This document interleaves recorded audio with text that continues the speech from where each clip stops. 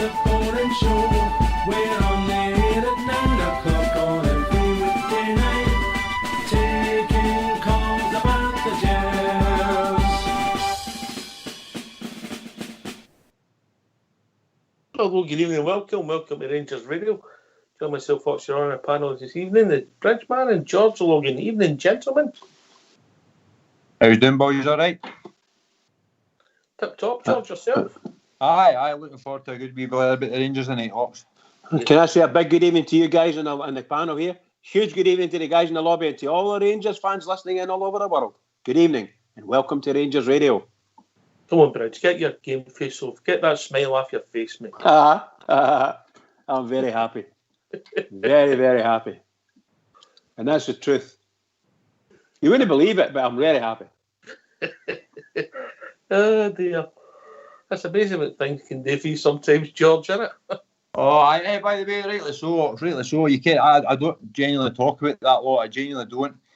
But I mean, people are talking about losing 25, 30 million. That's us filling that gap, Hawks. That's good for me. Anyway, we can get closer to them. Is brilliant for us. So I saw a laugh and a joke, and we're all having a good laugh about it. But the thing is, Hawks, that is a massive result for Rangers last night. A massive result. But the thing is, we've got a game next week and a game on Sunday, so we need to look after ourselves as well. We've got to put it into perspective, and we've got to do the business. And I've got to say, Bridgeman, I doff my hat to Mr. Fox. We might have a section on the. We were looking for a name for a new section of the show. We might call it Fox's Classics. Oh yes, nice one. Go on then, give us an idea what it's about. Well, last night he came out with a classic. Everybody's thinking, what's this idiot on about? Because that's what they think, isn't it? Really, come on, you know what I mean? Because he ain't the smartest, you know what I mean? Mm-hmm. And then he came on, and he got it bang on how important Europe is, and George is just financially, it's massive, mate. You know, and what it's done to us and allowed us today is been frightening over the last 2 years. Yeah, absolutely. We've garnered in a few quid out of the European runs that we've had, and well done to the club and the team for doing it. And every Rangers fan's very happy about it. We haven't been paid this time, but we'll earn a bit more money. Allegedly, we'll get a lot more money than we've had before. And I'm not talking about historically, but in this recent run. So, I'm absolutely delighted with our Rangers runs, and I'm really happy. You know that I think. Is it not true that since Steven Gerrard came to Ibrox and took over Rangers, Celtic have failed? They failed to get through to the qualifying rounds or to the group stages. That's what it was. They failed to get to the group stages in the 3 years that Gerrard's been with us. There you go. I think that's a true fact. The third season in a row, isn't it? Yep, yeah. Absolutely. Yeah. 3 in a row. I never realised it. I was thinking, wait a minute, you know.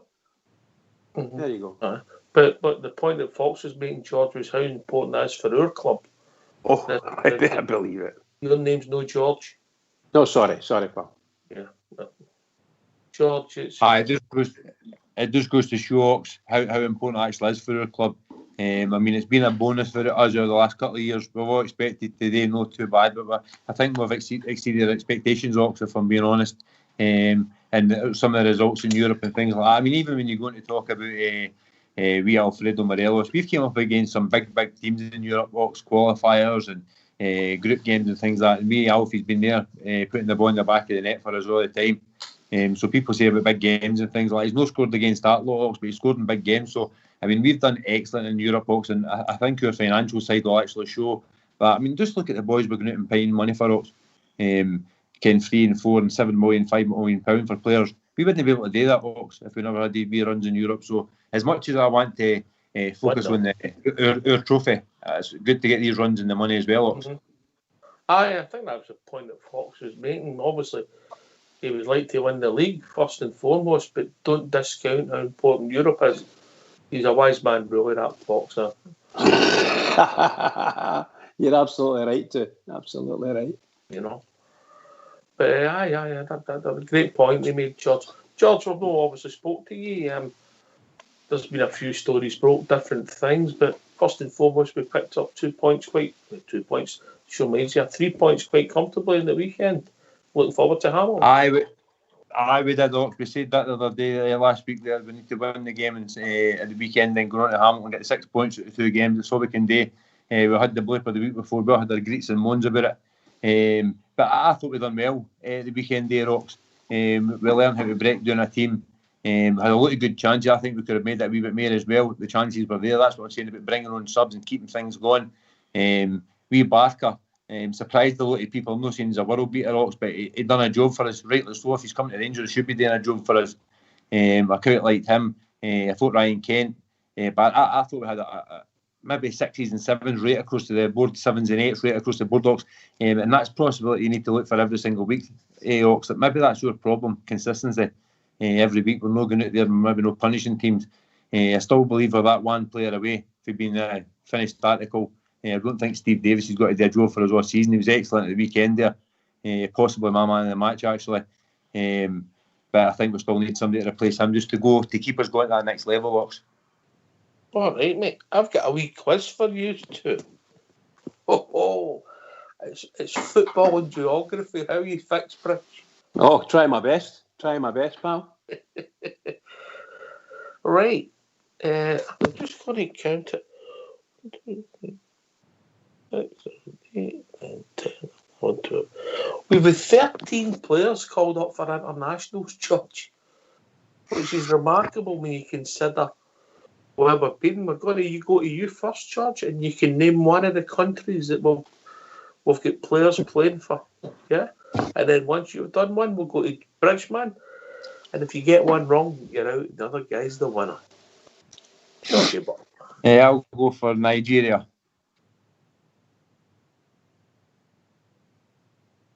I'll give you that. Bridgeman? Northern Ireland. I'll give you that, Bridge. George?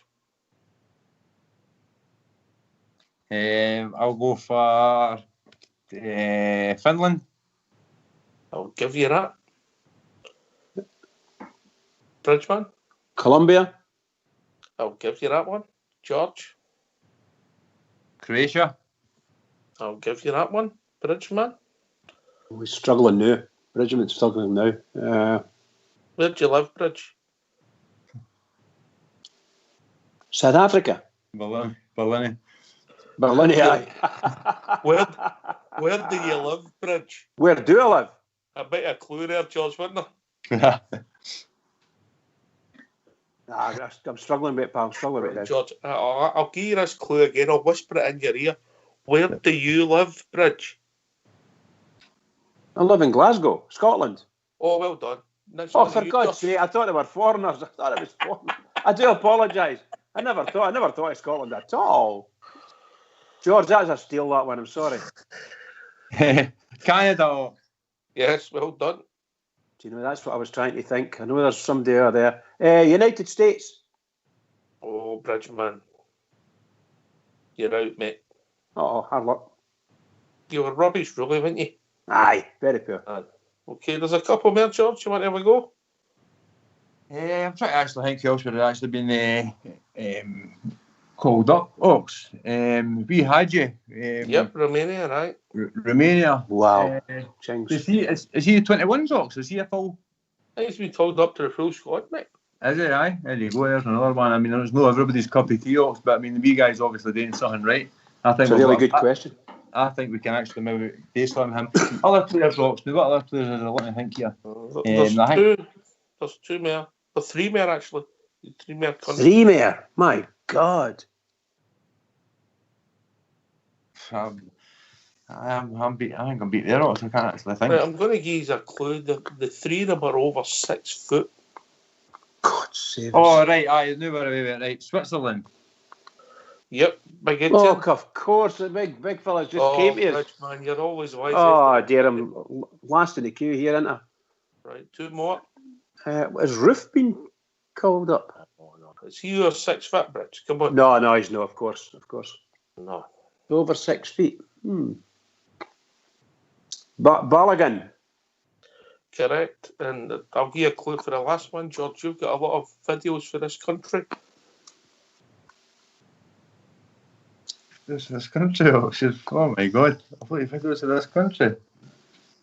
From this country. Beat me, Ox. Beat me, Ox. They're good at flat pack furniture. Sweden. It took you a while, George. Hey, by the way, I did the kind of big boy who played in the Sweden team, Ox. So there you go. I wouldn't have got that big Haaland, or I wouldn't have got that, Ox. Jeez, you know, look at them. One of my favourite players at the moment, Ellender as well, and I still can't remember that. I think Bridge beat you there, George. Oh, I wouldn't be hard, Ox. Bridge, you're hopeless. I'm rubbish. I'm just rubbish. But Ox, that tells you a story as well. I mean, Big story, George. Big story. That tells you a massive story. I mean, let's be honest, Ox. I mean, I heard the boy saying the other night there about certain left backs and things like that. If you've got the creation left back, Ox, Ken, I mean, that's a wee bit to take in when you actually think about Ken. And no offence to anybody else that has played left back for his early years, but the last few years, but we've got him. I mean, Joe Aribo's a right quality player as well, playing for Nigeria. We've got a bit of talent in our team, New York. A bit of talent to be proud of. We just have to get the blend right, and we'll be fine. We'll be fine.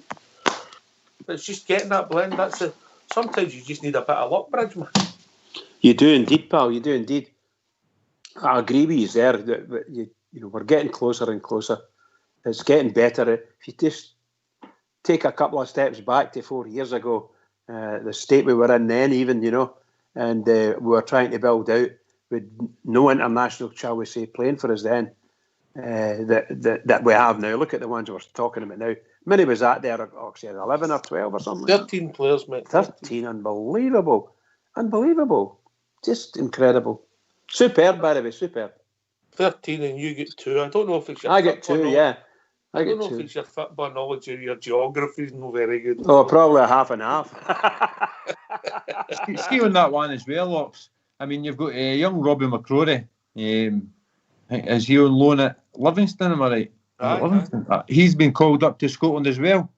2 of the 3 goalies in the Scotland squad. That's what I'm saying, Ox. I think we've got the best goalkeeper in the country, and Alan McGregor. I genuinely believe that, Ox. And I think I said at the time, probably for a free transfer and turning around and saying to somebody, you've got a fight in your hands for at least a year to get us number 1 spot. I think the boy McLaughlin's probably the best we could have probably got, Ox, and he's done absolutely brilliant for us. And we've got a young boy who's definitely not ready yet, but he's out learning his trade at Livingston, and he's been at, I think he was at Queen of the South and probably with Berwick Rangers as well. It's seemingly doing really well in this first Scotland squad, Ox. So all this is positive stuff, Ox. This is all positive stuff for where we've came and where we actually want to go in the next few years, Ox. I'm no one for spreading rumours, George, and I wouldn't mention anybody with a big red nose on the telly last night. But I'm no one for spreading rumours. But I did hear a whisper today from a very good source that the Greek team keeper went in and said it was too cold to play football last night. So, I don't know how you got on in November. That's a good one, Barry. I quite like that. It's too cold. Oh, it's a terrible goal to lose. See, in all honesty, but I mean, Ken, you've got big centre half flapping at it and things like that. Ox, we're quite critical of your players when they make mistakes. But that was a complete balls up last night with the hangman and the goalkeeper opening his leg. So what's your in the net, George? So did that, Ox. It's the kind of goal I like to see.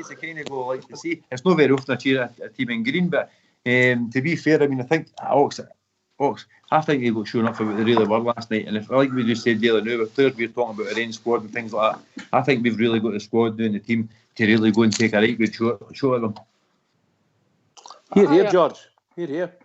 When you look at that, Bridge, I know we're having a bit of fun and a laugh, and the quality of our squad, yeah, we've not done anything yet. Let's be honest, we haven't apart from the European ones. We want silverware and start putting a market back down. We want to win the league.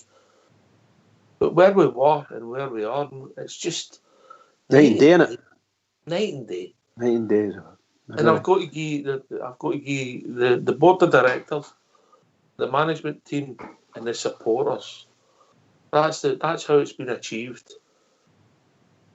It's not that long ago, you know. If you just think about it, and I'm not being funny when I say this, and great respect to all of these guys, but I was blasting this guy sky high. Thought he was a marvellous player. Waghorn.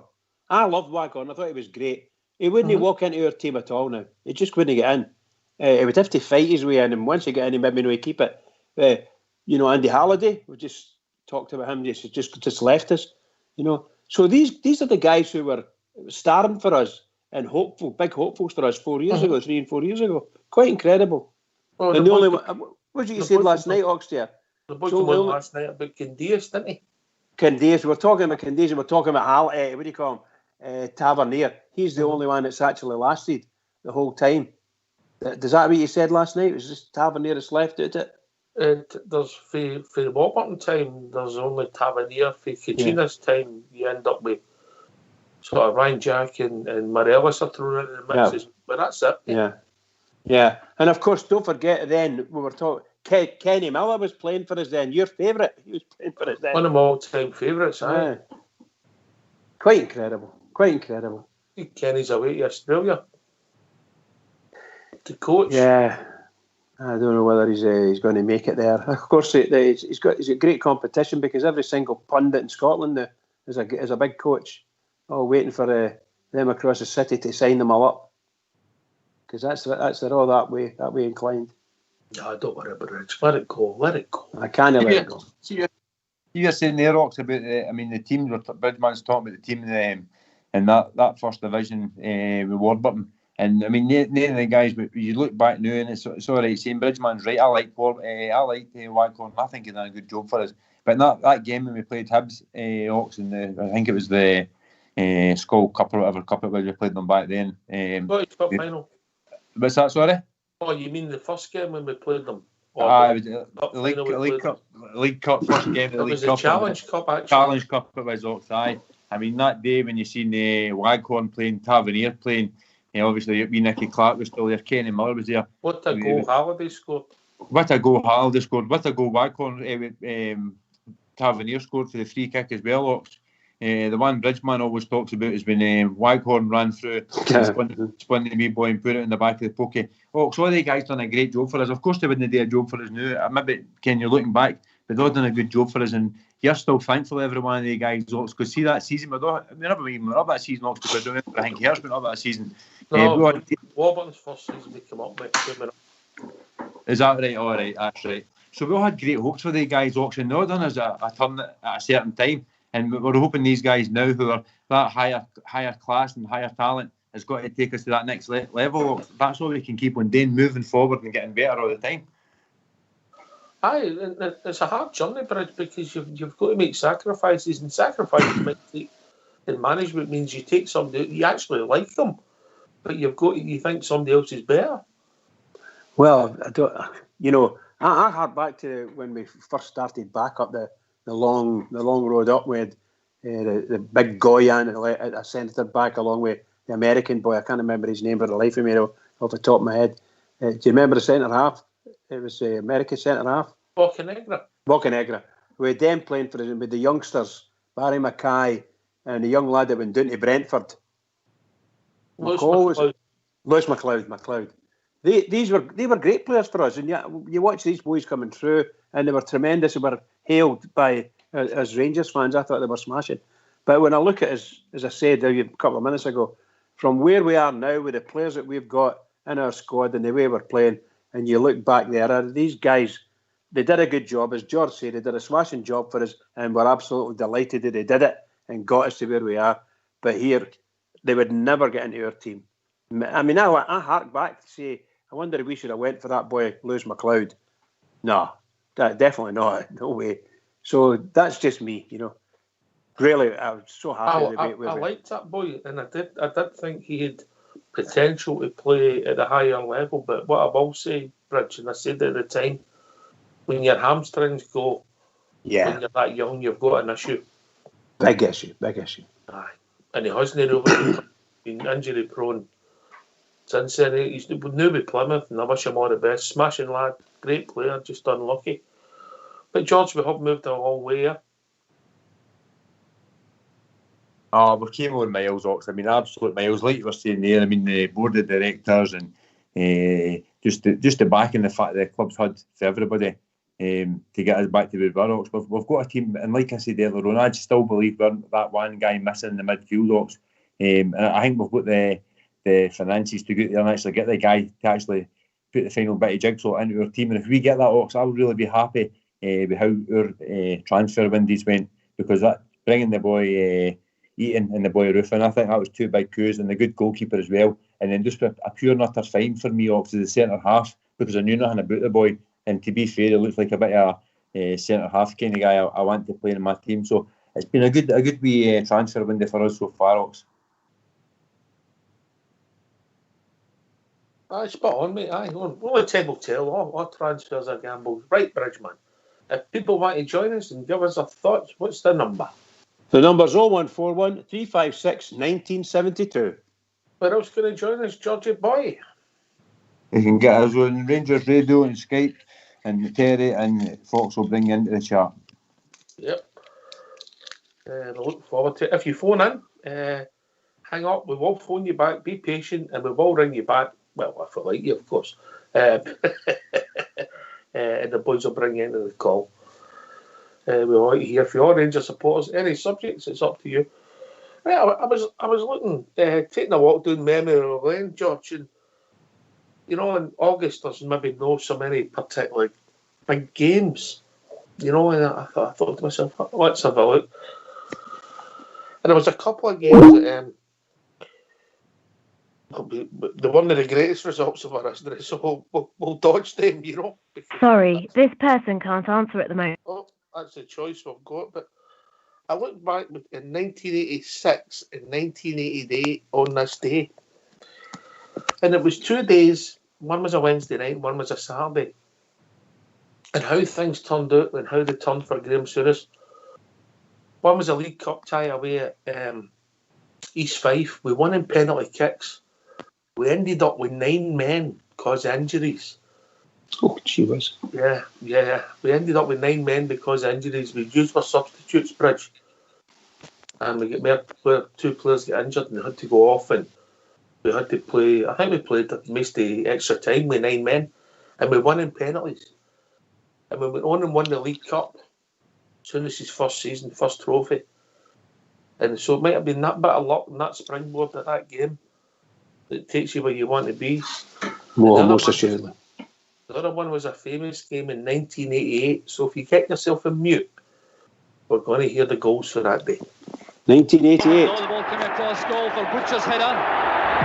That's off the post. There's McAvenny. Same old story with Rangers Celtic games. The tension, everything about them are unbelievable. And I think they scored after 2 or 3 minutes. And I must admit, I thought, oh, here we go. But we were fortunate enough to run up the park and score soon after. And then the rest was a joy to behold. Ray Wilkins will take the free kick. Goff is in the box once again. So is Butcher. Back to Brown. Blocked by McCarthy. There's McCoist.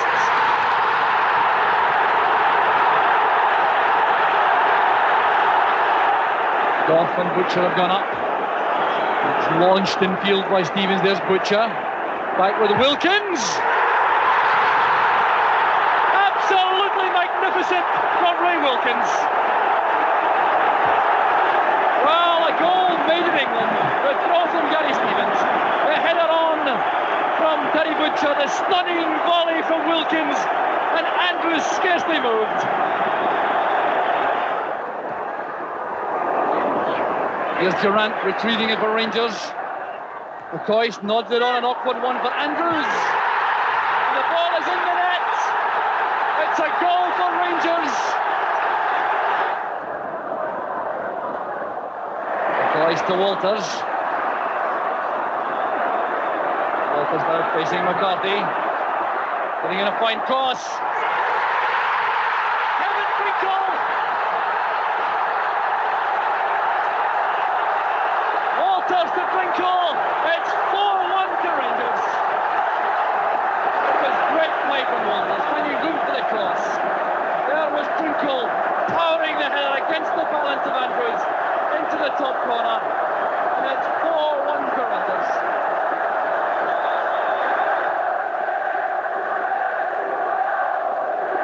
White judging the fight well. On Brown. Taken in trouble is Ali McCoist. Down he goes this time at Walters. Mark Walters makes it 5. My personal point of view, I honestly believe we should have. Because at 5-1, I looked up at the clock, and I think there was about 20 minutes left, and I thought, here we go, this is going to be a real trouncing. But don't get me wrong, I settled for. Memories, eh? What's a memory, eh? Actually, I agree with him what he said there. We should have. That's a game. That's probably, that gave me the most enjoyment, that game. It gave me an awful lot of enjoyment, that scoreline, watching them. It's just fabulous to think about. Marvellous goals, and we should have got up to 8. We should have got up there and beat them 7 or 8. We should have done. We could have done. Let's put it that way. We could have done. Funny enough, Sooners and Cooper came on and just took the mickey, didn't they? Aye. And the crowd just wanted more goals. I remember somebody turning at me, he said, I want a final miss. I said, you're joking. I could watch this for another 2 weeks. George, maybe a wee bit before your time, Mucker, but what a memory. What a result.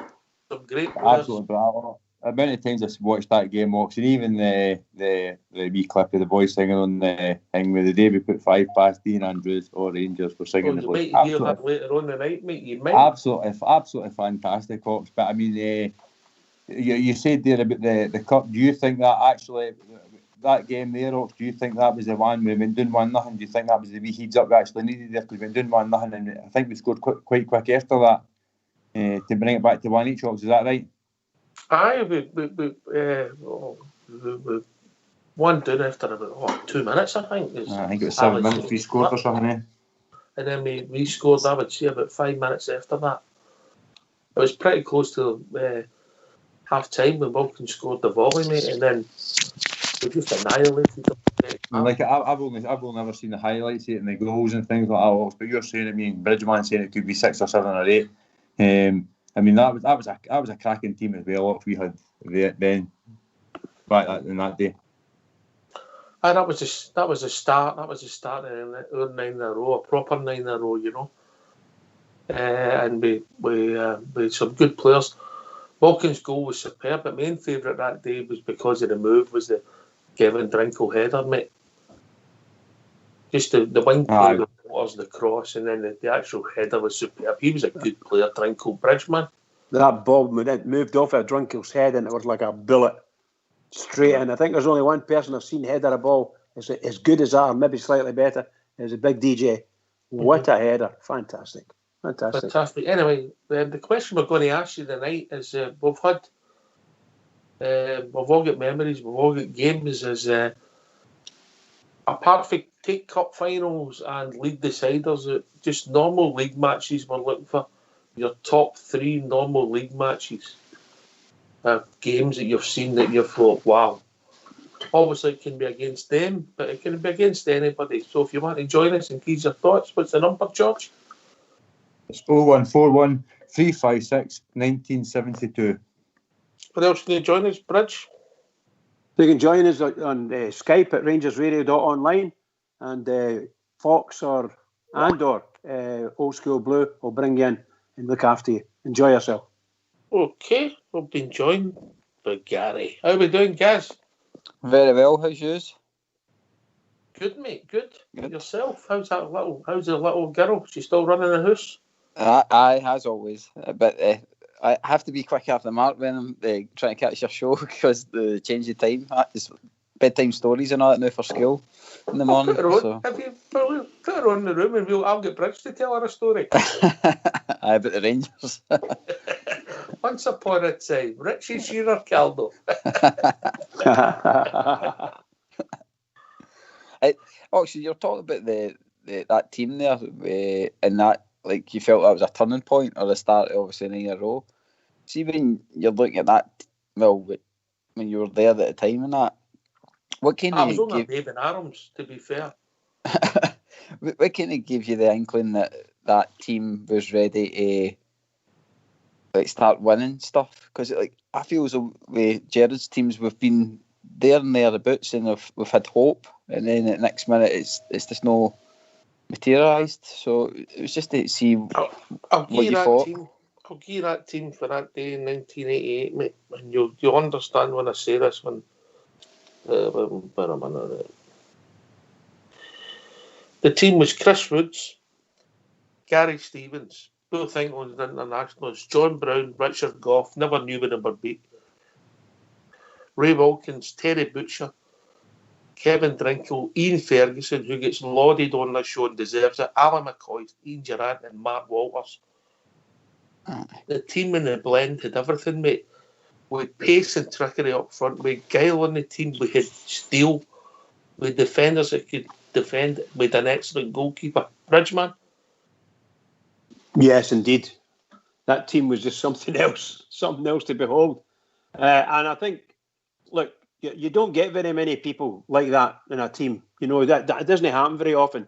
But it was just wonderful to see these players and the way they played. Just marvellous. Great players, marvellous representatives for our club. Superb all the way through, from goalkeeper to centre forward. And what a centre forward we had in McCoy. It's fantastic. Just amazing. Brilliant stuff. You know, and Walters was an entertainer, mate. When they got the ball, he just made things happen. Have we got one of them? I think we have, Gary. Aye, that's what I was just wondering. Like, I mean, obviously a great team that you mentioned there and stuff, and obviously fast forward to now, there is a team there. There's a great team getting built. It's and that's going on.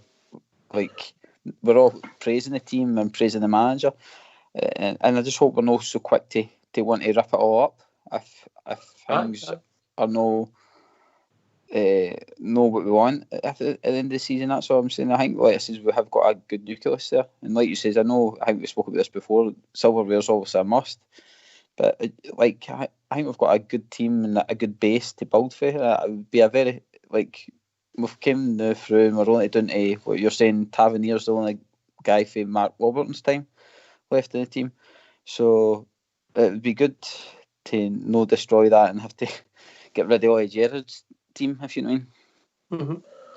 I mean, you need a bit of luck. Let's be honest about it. I've talked about the East Fife game 2 years previous when we were on the One League Cup. We could have went to the Cup to East Fife, but it would have been a disaster as soon as his first season. It might have went differently if that would have happened. We got a bit of luck. We went through penalties, kicks, and went on and won the League Cup. Whereas Gerrard, in the League Cup final, played the other team after part. We never get a bit of luck, and that's just sometimes the way it goes, George, isn't it? You need that break of the ball. Aye, that's it. Ox. What Gary's saying there, I mean, that's a question I've asked as well, Ox. I'm a bit younger than you guys, and then you're talking about the game, the 5-1 game, and I think what he's trying to say is we hadn't win nothing, and that was a start today, so can you see that wee glimmer of hope? Because I think we all need that, Ox. We're on here praising the players, praising the board and everything. We'd won trophies, George. We won the league holders. They'd won the league. Aye, we need to. Aye, we need to. It's all right praising the team in that, Ox, but we need silverware, Ox. That's what we need. Mm-hmm. We're doing well in Europe, and we do well in Europe. We give them the praise. We win big games. We give them the praise. But we think 10 years, say, Ox, we've not won a major trophy. We need to win major trophies. The guys we're signing now should be able to win major trophies. And I hope what you're saying there gives you a wee glimmer of hope. I hope we can get that wee glimmer of hope now. Going in that League Cup final last time, I mean, I think we were the best team, and we made it even worse how gutted you were coming out because we were the better team. So hopefully that's a wee sign of things to come off. We're getting closer and we're going to start winning things, because I think that's what our club needs more than anything, New York.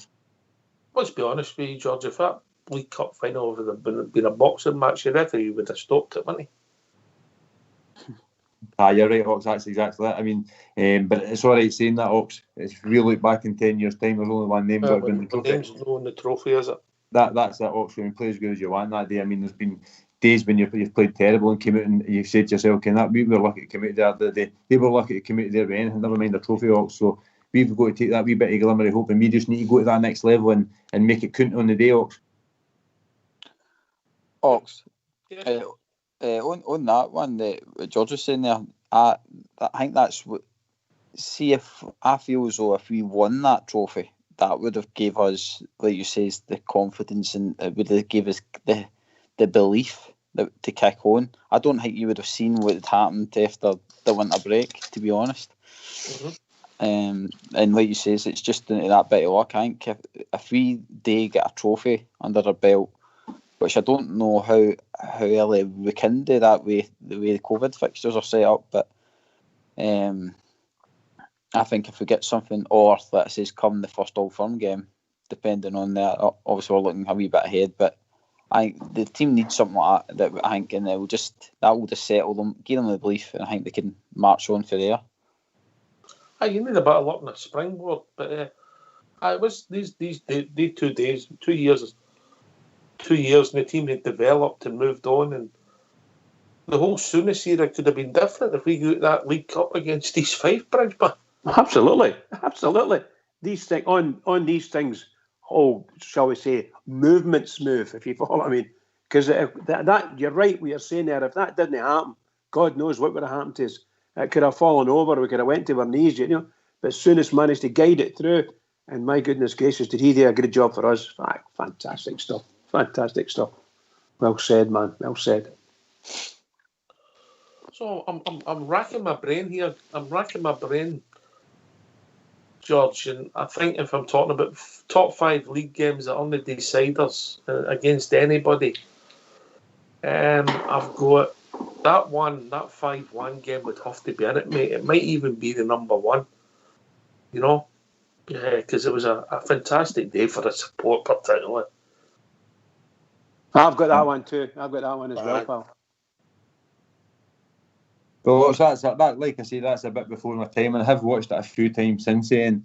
Ox, and but you're saying the significance and things like that. Ox, I can see where you're coming from. That'd be a good one for your top 5. We've been there. It would definitely be in there. If we're just talking league games and no league deciders,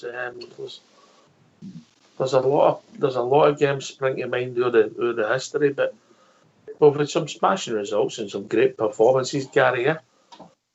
I like Chris. Even if you go back to my kind of first ever game that I went to see with Rangers, it was during Loud. During the war. It was during the 8 in a row I went to see them, and it's like that. Then you felt as though they could beat anybody at that time. There's another game springs to mind in that run just before that, and it was just a normal league game, and it was a Gazza game. I think we beat him 7-1 in Boxing Day, George. The famous game at Gazza got booked when he handed the card back to the referee. He ran amok that day, Ox, didn't he? What an absolute privilege it was to have somebody like that who were clubbing it. Again, we're talking about games that's no big deciders and that. I mean, but even going to decide the day we win 8 in a row, he was absolutely fantastic. But that 7-1 game. When was that? Ox, that game played? Boxing Day, I think. Boxing Day. Remember the part was when I remember that. But he was an absolute talent, Ox. He was an absolute privilege to see somebody like that playing. Whereas that's the kind of we're not going to get it. Nobody gets that kind of guy now, but that's maybe the kind of guy we actually need. Ox. Somebody that can take the midfield with a scruff of the neck and run the show. That was an absolute fantastic performance for him that day, Ox. All right. So if people want to join us, give their thoughts, maybe their memories, George. What's the number? 0141 356 1972. Or join us at Skype at RangersRadio.online. We brought in the Colby Old School Blue and Fox. Once you're in, once you phone in, hang up and we'll phone you back. I think we've been joined by Dave. Evening, Dave. Good evening, lads. You're bringing back the memories of the night. My 3 favourite games. Can I give you out mine? Aye, of course, Dave. On you go, mate. Easter Road, 1978, Collinstein. Wait a minute, mate. Wait a minute. Did you know what's the league game? No league deciders. No, the league had been won. We won the league with 10 points. It was the day we talk about the game. It ended up 1 each, right? But it was just the day out, whatever, and all about it, and I know. When Colin Stein scored the Easter Road, 1975? 75? No, it was 76, wasn't it? 75, 76. No, 74, 75, Easter Road with Stoke 10-1-10, mate. Colin Stein. Well, that was the day. It was that day, but we'd already won the league. I'll let you have that one. I'll let you have that, Dave. I'm very generous. Why are you doing that? Because I like Dave, I don't like you. Well, That was a great day, Dave. That was a great day. Sandy Jardine had missed the penalty. aye, that's exactly aye. If you watch that goal that Colin Steen scored, anybody wants to watch that goal. What a header! Watch the skill for Sandy Jardine before it, and the cross Aye, with Bobby McKean. that's right. Right, And that's your number 3. Number 2, Dave. number 2 is New Year's Day. McCoyson Fleck scored at Ibrox 2-0. Yes, that was the 1986-87 season. Battered down a rain all day. Yes. So that was arguably Graham Souness's finest game in a Rangers jersey. It was indeed. I'd missed the bus on the way home, and the guy, I walked to Denison, and this guy got me a lift, and he said to me, "Jimmy, you get in, don't say anything about the game today. The guy's one at him, he's giving you a lift here today. No, don't say nothing." As soon as I get in the guy's car, no. My mate says, "You never shut up about it all the way home."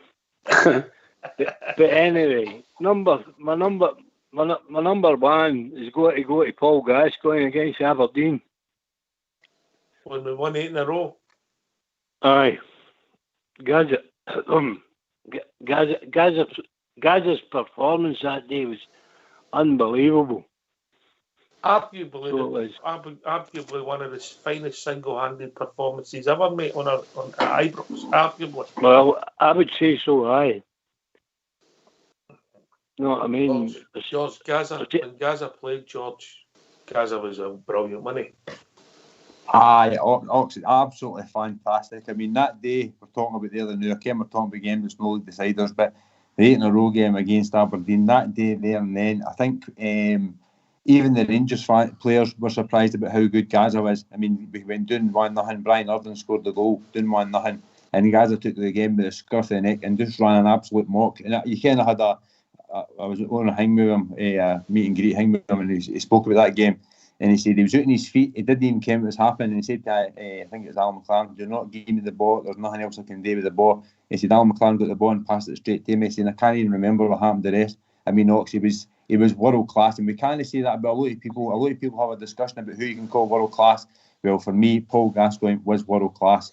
He had demons and bad injuries, but he was world class. Here, George. Here. He's brand new when you meet him and all.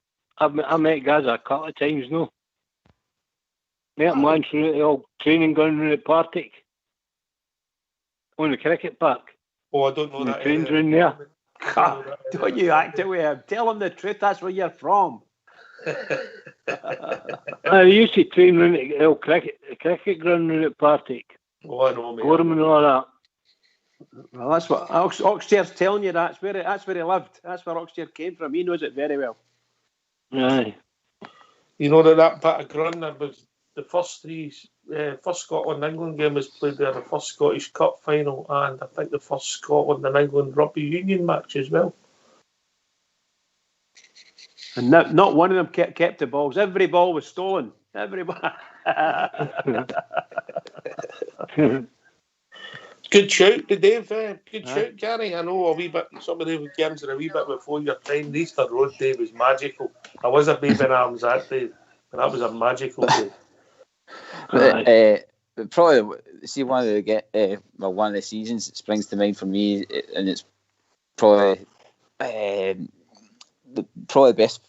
I've obviously played good football with Walter and that, but talent wise, was with Advocate in the 99 season. I think we beat Celtic 5-1 that season. His first. I think that was the November game. We beat them 5-1 in 2000, but we never won the league that year. That was Tory Andy Foss scored the goals, didn't he? Was that game, aye? It's actually amazing at different people's memories, isn't it? It's fantastic. It's just lovely to listen to. Rod Wallace as well, top goal scorer. Rod Wallace was a good player for us, mate. A good player. Aye. I like. Can I give you some of mine, Oxtear? Right, wait a minute, I'm going to look. Oh, sorry, bud. Sorry. I'm going to look and see if I can find the path they used to see if we can all show right, you. Okay. No, they're not all Well, not all old. Right, okay, Bridge, here we go. Wait. No, that was, well, you know, I quite George, like to... could you give us a drum roll for Bridge? Oh, no. Okay, the one that we were talking about earlier, there it's there. The one that we were speaking about earlier, which is the 5-1 game. Yes. That was just fabulous. Fabulous game. Everything about it, with the exception of with the words Ali McCoy said. I looked at the clock and there was 20 minutes to go, and I thought, you know, we could do this. And everybody who knows anything about Rangers, particularly Rangers and Celtic, knew that. Everyone knew. That was it. We know what he meant. Now, the next one I really liked, get so much enjoyment out of this, was at Easter Road when we beat Hibs 6-2. My goodness gracious, what a game. First game. Warburton's game, yeah. It's mostly quite modern stuff now on the way up. Only because you only liked that one because you liked the song. Oh, everything was there. Everything was there. The song was right. The football was fabulous. Some great goals. How did that song go again, Bridge? Oh, Warburton is magic. He wears a magic hat. Yeah. Absolutely loved it. And the next one is back to Rangers and Celtic again. It's the 2-1 game at Celtic Park when the one with Big Katic scored the header. To win the game for us. I just love them. They're very recent, yeah. I'm saying I just absolutely love these games. Just brilliant. I don't want to go back too far because some folk don't know what games I was at, you know. Then I would go to Rangers 5, Aberdeen 0 at Ibrox, obviously. Fantastic stuff. Tavernier scored 2 penalties. Wonderful. In fact, the boy Stewart got his first goal for Rangers. Marvellous stuff. Last season? Yes, that's right. Yeah. Okay. Just wonderful stuff. And then, of course, the last game, I think it was last night, near the game, we beat them 2-0 at Ibrox. Just fantastic. It's wonderful stuff. The memories come flooding back. I could go back to the Yoon day, but we don't want to. All right. So memories there, but you're shocked me, mate. You're shocked me. I thought there would have no offence, but I thought there might have been something Slim Jim's era, etc. Well, yes, I didn't want to because really and truly, people get bored. You know? the people remember the last game we played them at Celtic Park and beat them 2-1. Fantastic. They remember it well. What a day! What a celebration! All right. If you want to join us, please, your memories is 0141 356 1972 or join us Skype at RangersRadio.online. One of my other favourites was remember we beat them 4-2 at Park at Old New Camp. Mikochenko scored 2 goals that day. New Year's Day. Was that a league game? That was a league game, mate. We went. It was New Year's Day, wasn't it? I can't remember if it was the first or the second. Well, we're in about New Year. But big Mikhailchenko scored the first 2 goals. What, the first 20 minutes or something? No, we were 2-0 up really quickly anyway. I can't mind how quick it was, but it was really quick. It was like that because I hadn't even got in the park for the first goal because there were big queue outside and all that. And the time we get in, he was just putting the second one in. Time we go to the top of the stairs. He was a fantastic player on his day, big Mikhailchenko. Some skill. Aye. Some skill he had. So was that big Kuznetsov, but he got injured, didn't he, with his knee? Never played again. We never seen the best of him. Fox has been sitting there patiently. I'm going to bring him in. He'll have some games. Yeah, I like he's going to get back to listening to you anyway, boys, right? All right, Dave, thanks for the call, brother. Right, cheers. Right. Cheers, mate. Bye. In you come, Mr. Fox. You've been sitting there patiently. No. I've been watching a film with my old uncle, mate. But never mind. What is it you want me to ask? Sorry. Where's that script, George? Where is it? Can't get the Star Fox. Oh, mate. What? We're talking about the big games. We're talking about the 5-1 game was a fantastic result for us. We want to know your memories, your other big games, but no particularly cup finals, etc., you know. But they're your best memories, mate. I'll give you a list there. I've not had the time to think about it, right? So with that 5-1 I would say game was just a normal league game, and that's a big memory. Aye, I know, but games that I've really enjoyed like that. Probably when we beat the Timbs 3-0 at Parkhead when Dallas got whacked with a coin, fights broke out all over the park, sendings off. That was a great memory. Thoroughly enjoyed that, doing the huddle at the end of it. Terrific game. 1972, you didn't think I would forget about that one. That was a great memory. My body joy. Here's the highlights of that game. What's your particular highlights, and what was the European Cup Winners' Cup? Can you run us through how the game went? No, my highlight that night was making it back to the hotel, mate. I've got to be honest. I seen more in highlights on YouTube than I did the night I was there, mate, because I was absolutely zapped. But terrific memories of the whole trip and the experience of winning that. Another good game. Oh God, the Lovencrantz final, mate, when he scored in the last minute with a diving header. I think a Neil McCrann cross. That was another great memory for me. Aye, fair play, mate. Fair play. Some big games in there, Fox, and some obviously arguably our biggest game, eh? Aye, was indeed. Great memories. But everybody's at different eras, Gary, so people have different memories, eh? Aye. Me and you being about the same age, mate, so we're going to have similar memories, you know? No, it's brilliant. What a shocker saying that online. Shocker. You know you're live, don't you? Bridgeman, if there's ones that you like particularly want to speak about, just speak about them, man, because it's yes, good I know, to hear. but it's a really nice, enjoyable, and I'm trying to keep it as light as possible. Because some of the stuff that Fox has just mentioned there, he doesn't remember half of it, but he does remember being there, and he remembers what the result was. But some of the stuff in between, it gets a bit hazy, and that's the way it was then. You know, you went, you did, and you probably forgot, but enjoyed it nevertheless. You know, so. Some fabulous games. I loved Hampden because there was times in the 60s and 70s there, or the 60s particular, where every time we met, but it feels like every time we met them across the city, we beat them 3-0, and it was just fantastic to go there to Hampden and come back home with a big laugh on your, big smile on your face. Enough from me. Carry on. One of my best ones, Ox, was away to Lyon in the Champions League. I went. That was my first away trip with my brother. Mm-hmm. And the twos booked flights just ourselves, didn't go with any travel club or anything like that, and landed and didn't know where, like, what you're meant to do if you're in. We're just trying to find Rangers fans and stuff like that. Is your French pretty good? I was very poor, but and we knew enough to say beers and certain nightclubs. So, but it was good. You turned corners and you heard Rangers fans singing, and that was enough to get us into safe zones, I think. And then the day of the game, we all met in the square, and me and my brother actually got to go and meet McCoist at the Hilton Hotel there for our tickets and all that. It was brilliant, and even going to the game, just getting into there in the atmosphere, expecting nothing at the game, just expecting to maybe even sneak a draw, and then we popped up and two excellent goals, you mean, and just carnage. Two excellent goals. It was 3-0. Three.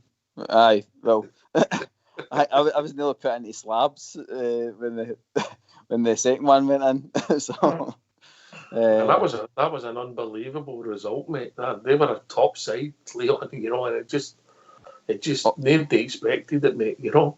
All we could talk about was that boy Gino that played for them at the time and stuff, and we're saying, "Oh, we better watch him. And yet we had DeMarcus and Lee McCulloch and Kuzan and all that, like, pop up for us. It was just one of the dream trips. You know, you came back for it and you thought you were going to go there and get an embarrassment, and then you came back home and just a great memory. Aye, I mean, that was obviously a fabulous season, and that was the 2007 champion, 2008. We ultimately get put out the group stages, finishing third, and went in the UEFA Cup and went on to get to the final. So that was a great season, Gary, and great memories in there, Georgia.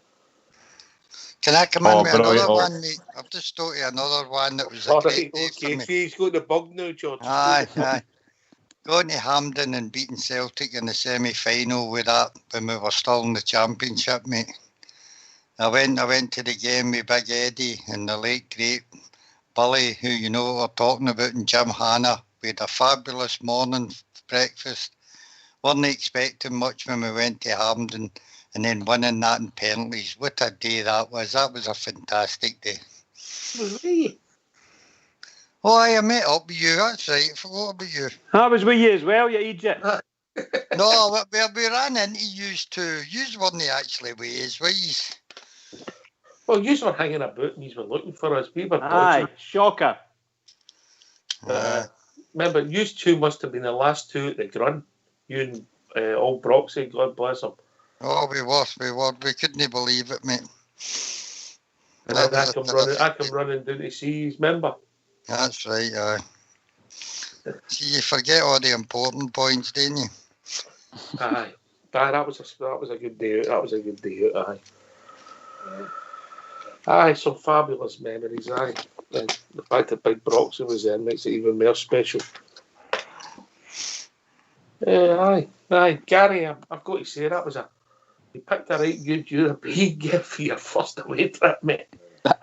Aye, it was. Like I said, it was pure luck as well that we got tickets for it. It was through a friend of a friend, and we got told to go to, like I said, the hotel. And I think that all that experience, just even like I said, just the whole travelling to the other stadium and stuff like that, and then after the game, you're just kind of put out in the street, and you just had to find your own way back. Just the whole memory of that was just one that I'll not forget. Especially, like I said, it was one away with my brother, so it was like me and him work a lot, and we don't really get much time together. But when we got that time together, it's like one of the things you always remember for the rest of your life.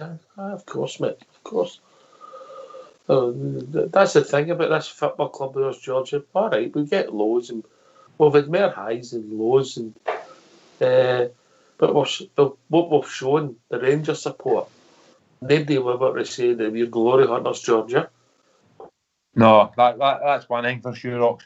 That's one thing they can't say about us. I mean, we've been to the top, and we've been to the very bottom, and we're working our way back up, and we've never went away, Ox. We've been the ever present. And the thing is, Ox, I mean, we're talking about great games tonight, and it started off as no cup finals, no league, and anybody just come in, they're saying their game. It's all great memories. I love sitting talking about Rangers, but I love sitting listening to guys' memories, Fox, Bridgeman, Gary, everybody's different memories of different games and that all. But when you speak about that one there, the semi-final, and then out by the game, God rest him, Big Broxy. I mean, what a gentleman he was, and just for to blare about him for a couple of minutes as well. I mean, that's the kind of things your club does. Brings guys together that maybe knew each other years ago, drifted apart and then got back together, didn't even ken each other. That's what it's all about, our club, and that's what makes it absolutely unique to anybody else. I mean, we're a club, and we're definitely a club, and we're definitely a family, Ox. I'll tell you something about Big Broxy. I've never, one of the guys, if I was picking guys who made me laugh, mate, who could make me laugh without trying, Broxy would be in there. Fox.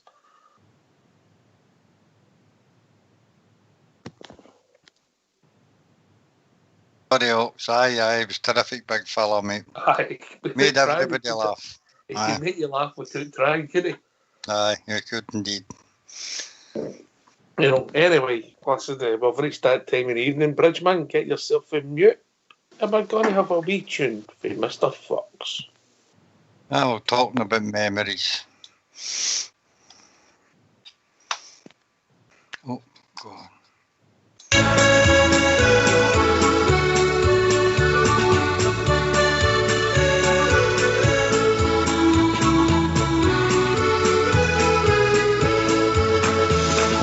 Took a trip to Eyebrow, my favourite team for to cheer, where they were playing the Glasgow Celtic on the first day of the year. Now the ground was filled to capacity as the teams come out to play. The animals sang the soldier's song, and the people sang Dolly Gray. Now half-time it came and went and the Glasgow Celtic were in the lead. Fenian Tully was round everywhere, shaking his rosary beads, while the green flags they were flying high. Celtic hearts were full of pride. The second half, sure it started, and the Rangers they turned the tide. Won't you play up the Glasgow Rangers? Oh, play up the boys in blue.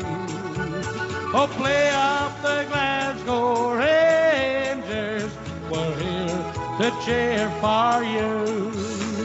Now the ball goes out to Walker, and from 30 yards he did score. Sure you couldn't hear your ears at Ibrox Park, for the sash my father wore. Oh, play up the Glasgow Rangers. Sammy Cox is on the ball. He slips it through to Willie Woodbarn. Then on for to Ian McCall. McCall to Bailey Simpson. Oh, here come the boys in blue. Well, Simpson beats the Celtic centre half, and then goes number 2. Now the Rangers fans are roaring.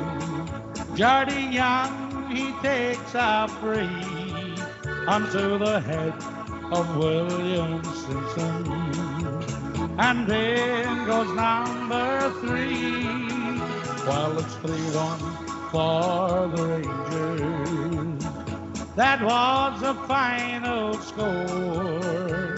A happy new year from Ibrox Park, for Rangers beat the Celtic once more. Yes, a happy new year from Ibrox Park, for Rangers beat the Celtic once more. Yes, a happy new year from Ibrox Park, for Rangers beat the Fenians once more. Well, Bridge, there's a tune. Oh, yeah, I'm just stopped singing. I've just stopped singing. Seriously, I'm hoarse. Absolutely wonderful. A happy new year from Ibrox Park, because Rangers beat the Celtic once more. Fantastic. Wish I could talk. By the way, speaking about some European ties, I've got one in mind at Ibrox. Just know that long ago when we played Braga. Yeah, that was one of the most fantastic finishes. Absolutely unbelievable. You know, we're 2-0 down. 2 great goals they scored against us, and then they could have scored probably another 2, to be honest. But my goodness gracious, we managed to cling on, and we scored some good goals ourselves and missed a few chances. But that last one, when the ball hit off the wall, we had you took a free kick, hits the wall and goes over the goalkeeper's arm. Oh my God. The Scotland Rear just went radio rental. It was fantastic. You had a great view of that, but you sat there. Oh yes, it was just wonderful. Just wonderful to see. There was one came into I think it was from Hadji, and he crossed the ball in, and somehow or other Morelos couldn't put the ball in the net, and it hit the goalkeeper and it came back out again. Oh dear. It was all go. And we were desperate, of course. But they were a fabulous team. They were really good. Technically speaking, they were a great team. All right, so people want to join us. The number's 0141 356 1972, or join us at Skype at RangersRadio.online. That was a great performance, George, wasn't it? Aye, it was, Oxford. I mean, that's another one of the ones where we say we probably outseeded ourselves, if we're honest, Oxford. I mean, that was a right good team we came up against. We played them after the park. It's another good memory. Quite a recent memory. My ones, I had Oxford a wee bit different. I mean, everybody's got different ones. European nights for me. I mean, see one that didn't even. It wasn't a massive team, but we played that Maritimo in penalties, and the place was rocking that night. That's not one of my favourite games. But games like you forget, Paris Saint-Germain in penalties and that as well. But probably my favourite game. Always have to go back to that lot. And it was a 4-2 game when Pedro Mendes scored that goal, Locks. Oh, what a goal. What a goal that was. I mean, that was, we ran amok that day. Pedro Mendes, and I think we spoke about it on the show. I heard some people speaking on the show the other night there, kind of player we need. Pedro Mendes was class, Ox, and when you're talking about him, when you named his goals, and every one of them were screamers, Ox, Inverness, Partick Thistle, and that one against that lot. So for me, that was a great performance for our team, Ox. We had a fairly good team then as well, Ox. Aye, and there's another game that you're going to be a bit, I'm not going to say controversial because it's a big game in our history, but you see it's a special day for you, George. Well, I do say it's a special day. I'll tell you for why, Ox. I keep on trying to get my mate who go to the football every week with a show to come on the show, and he just won the phone in. But when I messaged him the day and I said, "What's your thing?" And he brought it back to me. Our first game in the third division back at Ibrox, Ox. Our team had already played Brecon. We'd played Peterhead, but our first game back at Ibrox, 3 little birds playing. The place was rocking again. 49,000 there. Third division game. It was televised all over the world because it's Rangers. That made me proud, Ox. I mean, we get to cup finals and we talk about 4-2 against that lot at their place and things like that. But probably, I mean, I'm probably being a wee bit controversial, like you say, Ox. Maybe exceeds everything for me, Ox, because I didn't know where our club was going and where we were going to be going, who was going to be leading us and things like that, Ox. And we came out that day, and that probably made me the proudest person I've ever been, Ox. And that's me being genuine because I didn't know where our club was going. And that just tells you everything about our club. 49,000 a third division game, and we've never been away, Ox. It was a special day, George. It was a special time. It was madness. Hello, evening caller. How we doing? How you doing, mate? All right. What's your name, mate? My name's David. I'm Ferguson. All right, David. How we doing, mate? All right. I'm fine. I was listening to your program earlier on there, and your topic games for the past or whatever. A game that springs to my mind, and I don't know how many people listening will remember this. I was only about 14, and it was 1976, and we get beat 5-1 with Aberdeen at Hampden in the semi-final League Cup. We played them the following year. It was a 2-leg affair in the quarter-finals. And the first leg was at Ibrox, and Rangers won 6-1. Now, we were 5-1 up, and I was, say, 14, 15-year-old I was at the time. And we won 5-1 with a minute to go, and Alec McDonald scored with a flying header right in the last minute. And that was me absolutely delighted because they'd beat us 5-1, and all of a sudden we beat them 6-1. Do you remember that game I saw on? I was at both the games, mate. Oh, were you? Aye. Aye, I know it's hard to believe. I know I sound a lot younger than I'm all. And by the way, so they are. Aye, right. Aye. I kid on. The semi-final against Aberdeen, I think Drew Jarvis scored 2 against us. Aye, that's right. Aye, that's right. And I think the game, the 6-1 game, I think, from memory, I think Alan McLeod was our manager then. He could well have been. I think Derek Johnston might have got 2 that night or that day. Did Gordon Smith get 2 as well? It might have done, mate. That's from memory. Aye, they're fantastic games and great games. Great, man. I was in the North Enclosure when we beat 5-1, and being a young boy at 14, when it went. I was about 14. Oh, give us peace. I was standing in the North Enclosure when it was 4-1, and I looked at my watch and there was 15 minutes to go, and I thought to myself, we can still do this. No, I mean, nowadays you'd be like, we're beat, that's it. But there's another special game round about that era. It wasn't a league game, but it was a semi-final. I think it was 1976, mate. In the semi-final at Hampden with 20 minutes to go, we were 2-0 down against Motherwell and we won 3-2. That was a special. That was a big game. Fabulous. We beat Hearts in the final 3-1. I remember that me and my dad were at that game. And what age were you then? I was about 15 months then, Bridge. I was 14. My older brother's a Motherwell fan for his sons, and me and my dad were in the Celtic game, and it was 2-0. All the goals were scored down at the same end because they were. Down at the Celtic end.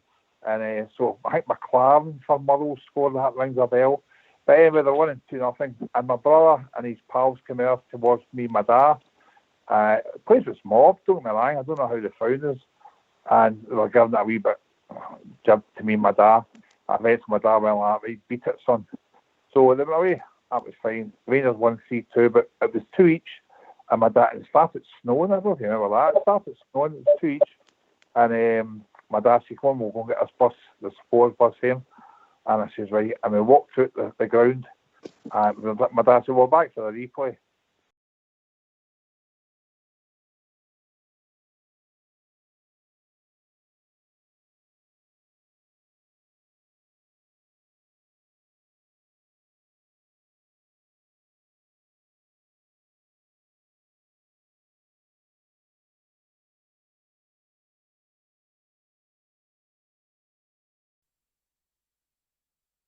I know my dad. So a lot of good memories there, pal. A lot of good memories. I was at that game as well, but obviously I was in my pram, so I can't remember the details like that. I've got, when it comes to my team, my memories are absolutely brilliant. I can't remember what I done this morning. I'm just similar ages, mate. I was take me back to 76, 77. All right, Dave, hang on there, mate. We've got another caller coming in, evening caller. Okay. How are we doing, guys? Right, Jim. Oh, Jim, how are you doing?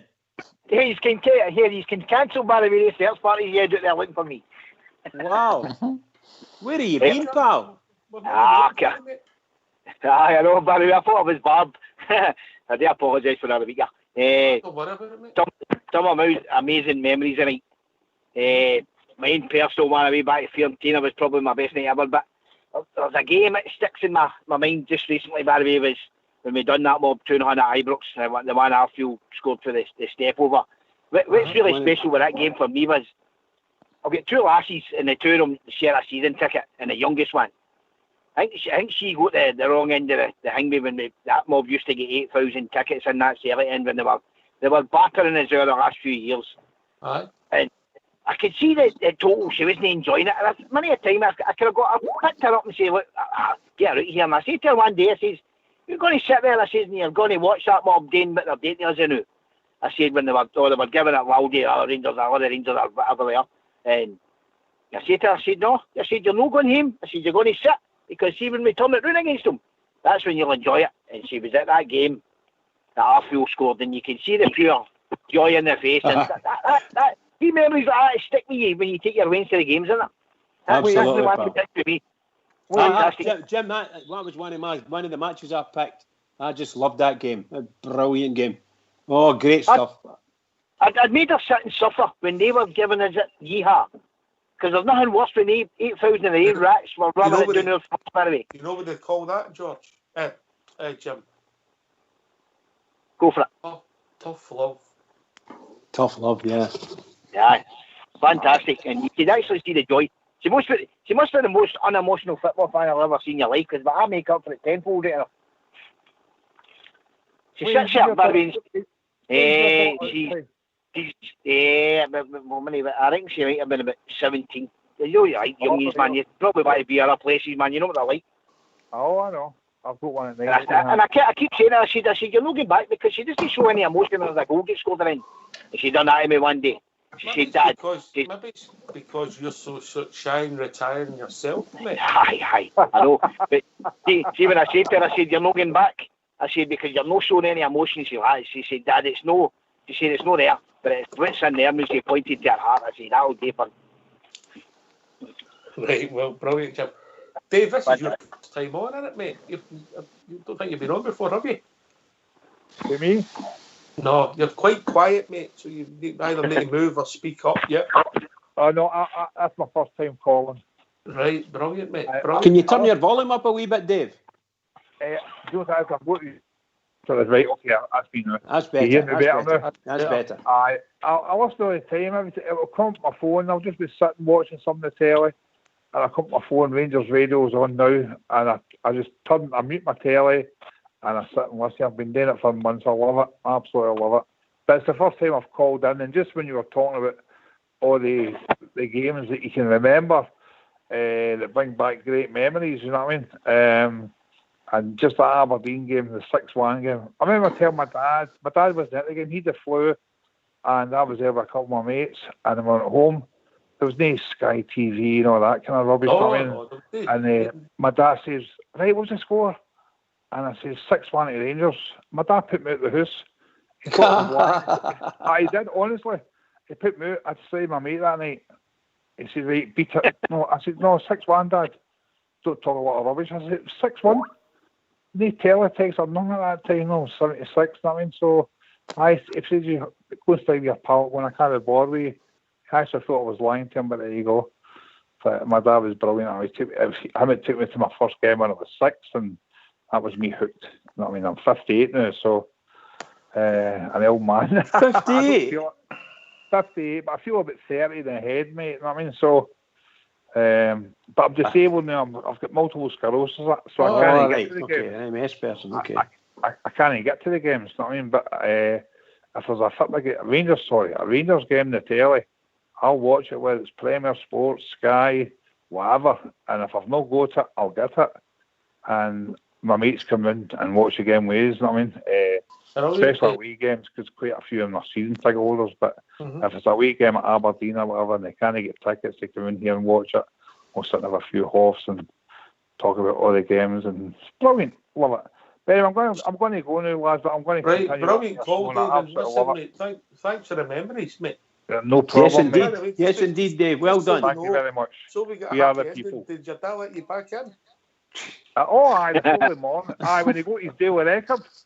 We like a happy ending, Dave. He got his paper and he seen it was 6-1. I mean, but anyway, but thanks very much. I'll continue listening. I love it. Yeah, phone in any time you like, mate. Yeah. Thank you very much, sir. Cheers, mate. Cheers, Dave. Good night, lads. Thank you. Take it. Well, just so you know, Bridge, I get sent an abacus today for Linda. An abacus, love it. Love it. Sent me an abacus for Linda. Yeah, guys, can I ask a wee question?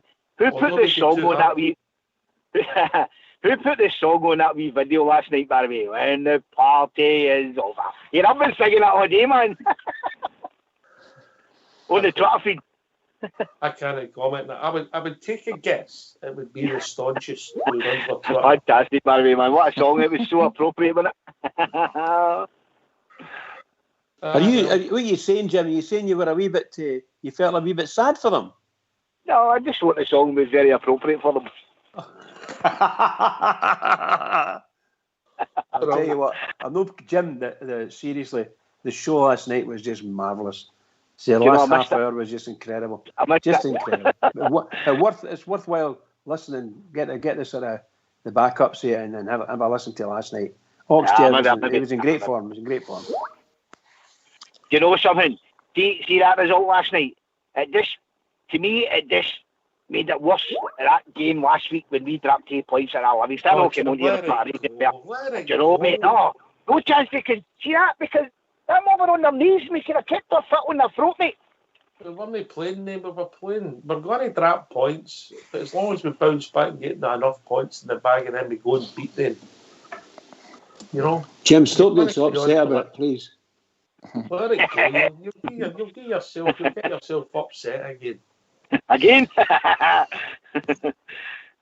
Jim, it's Gary here. Was it yourself who was saying about the 2-0 game with Arfield there? Aye, mate, aye. Do you feel after that game you felt as though that was a turning point where we've actually got back to a point where we can challenge Celtic? Aye, I think it put a wee bit of doubt in their heads because I'm saying before, man, they had Pedro or Tapi's left, right and centre, man, and it wasn't nice, but it was just getting one right back into them, letting them know that we're there. Mm-hmm. I felt that after that game, that was us. We could start seriously building a team that was going to challenge every year. And I think what happened there, if you think back, obviously it was pretty much a bounce game. But we played them off the park, but they beat us 2-1 at Parkhead when Alfie gets sent off. But we'd actually played them off the park with 10 men. That's right. It was that pass back goal that caused it, wasn't it? Was it a tough one? Aye. We should have won the game with 10 men. We played them off the park. Ken as well scored.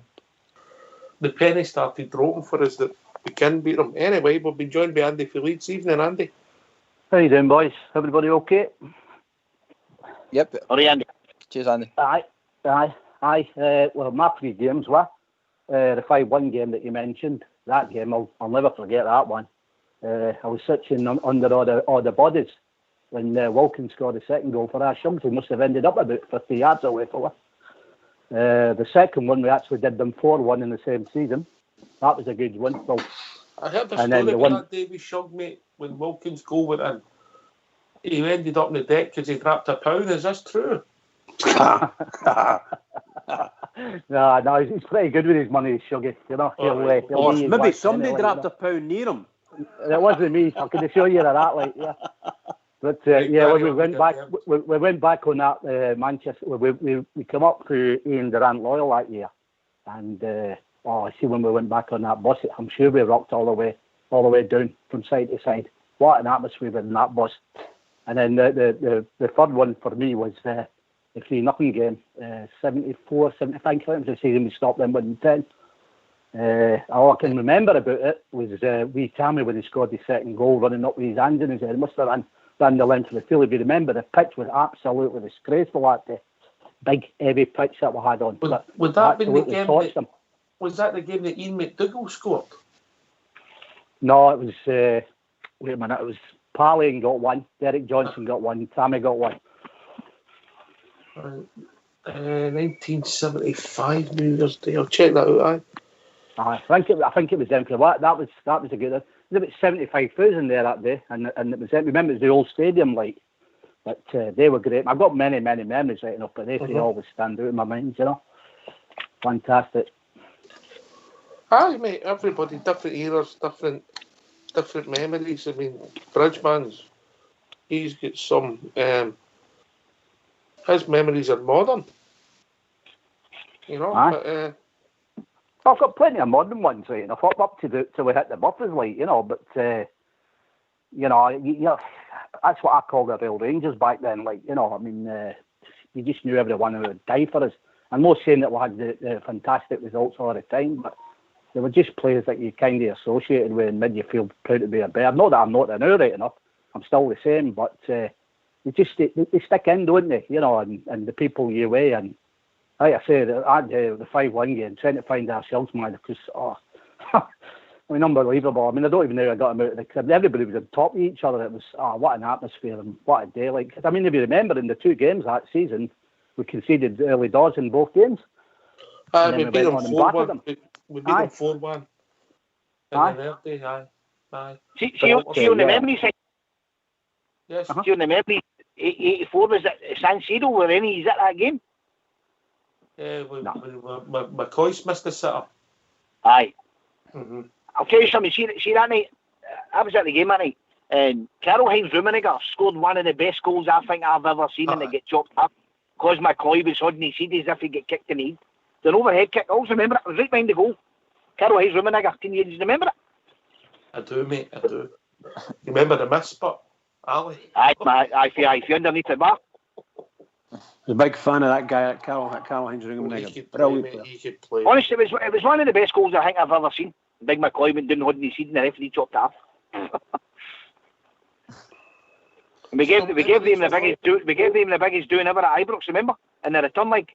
John McLaren played centre forward, if I'm right. Along with Davy Mitchell. Aye.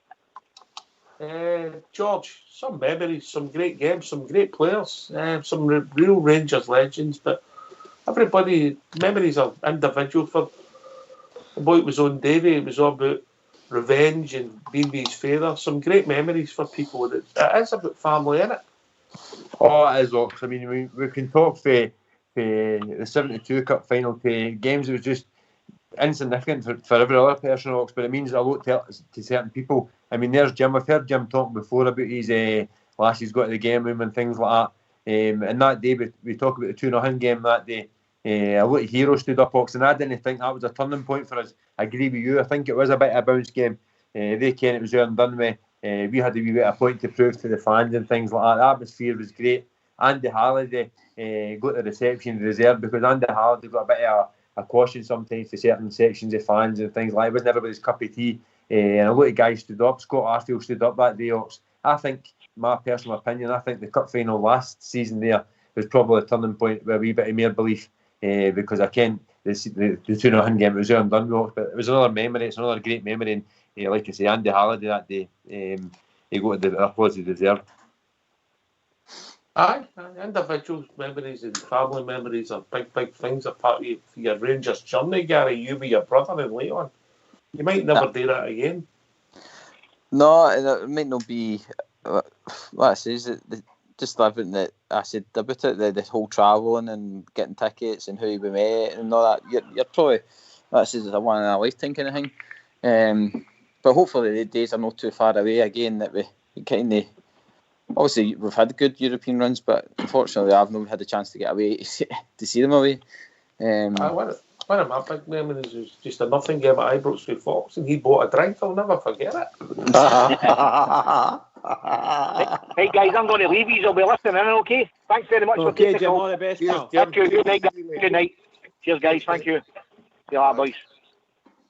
I still say, Gerrard, and in my heart, I still feel that the best result the Rangers have ever had against the Celtic was the I think Foxy mentioned it, the 2-2, and we ended up beating them in penalties in the semi-final of the Cup. My God Almighty, that was a result and a half. We're a championship team, and they're at the top of the tree. My God, we didn't have to give them a doing football-wise. That was some game. I loved that. Great display by Rangers. We beat them in penalties. Never get pumped out of the Cup, you know. The final, we were going to get out of the final again, wasn't yeah, absolutely. Aye, memories. Oh, Jings. By the way, their manager was sacked. He never managed Celtic again after that game. Any come, guys? I was just going to kind of counter that, like jubilation-wise, the 2010 Old Firm, I think it was in February, Edu, last minute. Oh my God! What? I nearly fell off the top tier at Ibrox that day. Just incredible. The ball was bouncing here, bouncing there, and all of a sudden, whack, and it goes. Heaven. The tension was incredible. Just incredible. Brown and Robbie Keane's face that day. I loved it. Love it. Great. Of course, the tension and relief and everything else comes into that, doesn't it? I wonder how we done history tonight, George. You like a bit of history, don't you? Oh, I love it also. I mean, I do love talking about Rangers, but also love listening to everybody's stories about Rangers. Everybody's got different stories, and that's why I say about the game in the third division. That meant everything to me.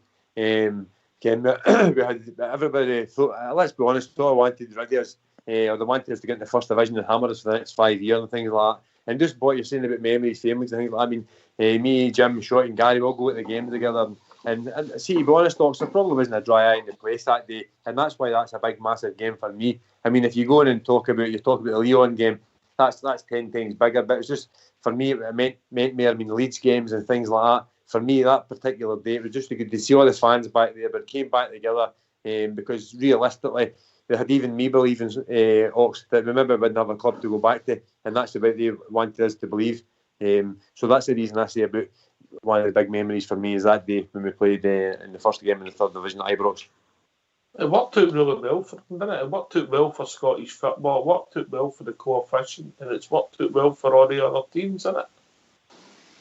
Aye, it was a journey, Ox, and I mean that a lot of people when we look at the team now, and I'm probably one of the ones guilty and turning around and saying, look where we've came from. A lot of people down the happy, look where we came from. They want us to look forward, and that's right. But it's always good just to have that memory to be able to look back and think, my God, I mean, you wouldn't even think it was the same team for Manchester City, that team there in the third division, going and playing with teams with huts and things like that, Ox. But we helped all the wee teams out, Ox, the fans and the players all going to these wee places. We helped all these wee teams out and made them what they're probably are still to this day. I mean, going to Queen's Park or going to Hampden to play Queen's Park, 35,000-40,000 there for a third division game, Ox. I mean, unseen in world football. Only Rangers could do that, Ox. Aye, you're right, mate. And it's worked out well for Hearts supporters out your way. They've been relegated twice since then, Nah, you're right.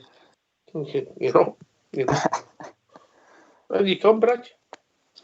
Well, I was going to say and when we were in the third division, and we went to Hampden to play Queen's Park, and the wee boy Aird was playing for us. Remember? I got the winner, right? He got the winner on the last minute.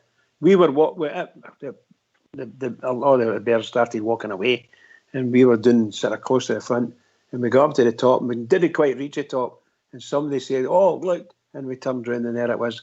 We caught Aird scoring the goal. What a relief again that was! Just incredible. I think that boy Andy Robertson, is playing with Liverpool. I think he was playing for them that day. Not that I remember him particularly, because I don't, but I believe he was playing that day. He was, mate. He was a standout, mate. See, I see things differently. Unless a player can absolutely murder Rangers, that's the only time I'll see him. If he's just not a bad player, because we come up against players that are good and half decent quality, and but I didn't see the boy murdering us. What I did see was they had two guys at centre half, and we couldn't get past them. Aye, we should be proud of our journey, George, and then Gary. I'll take it to Gary next time. We should be proud of we don't need to apologise to nobody. Our fans and our club done nothing wrong, nothing illegal. Know what some clubs about. We were guilty of maybe taking our eye off the ball of the people who were running our club. But the fans directly done nothing wrong, and the way we were vilified was a disgrace, George. Aye, that's the thing, Ox. I mean, like I said a few minutes ago, they wanted us to go into the first division, take all our players, take everything away from us, and just batter us for the next 5 years, because it was more handy for them for us to be in the first division. But I think the way it was, I think it was Ali McCoist, and that's the thing. I mean, it's a whole different show, but he was the spokesperson for us, and he got us through most of the stuff that happened back then.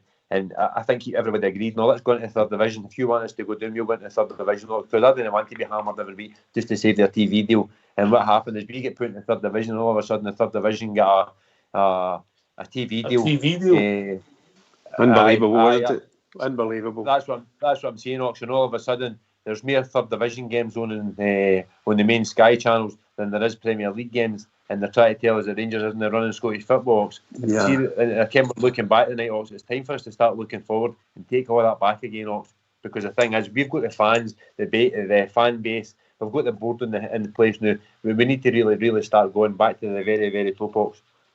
We need to get I don't know what you call it, is it the rights, or can't remember the term they use for it. We need to get somehow or other, I don't know if we can ever do it, is to get the rights for the Rangers games back. We shouldn't be.